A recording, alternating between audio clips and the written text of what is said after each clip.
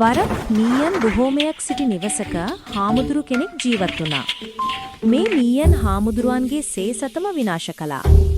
හාමුදුරුවෝ බලලෙක් ගෙනාවත් මීයන් බලලාට බය වුණේ නැහැ. අවසානයේදී හාමුදුරුවෝ සෙල්ලම් බලලෙකුගේ රූපයක් ගෙනවිත් එය ඉනිමග කුඩ තැබුවා. මීයන් සෙල්ලම් බලලාට බය වී පලා ගියා. ටික දවසකින් මීයෙක් නිර්භීත වී රූපය පරීක්ෂා කළා. මේක පණ නැටි රූපයක්. යා ඔහු කී විට සියලුම මීයන් නැවත පැමිණ සියල්ල විනාශ කළා. මෙම කතාවෙන් ලබා දෙන උපදේශය ජීවිතයේදී අපව පාලනය කරන්නේ බොහෝ විට විශාල සතුරන් නොවේ.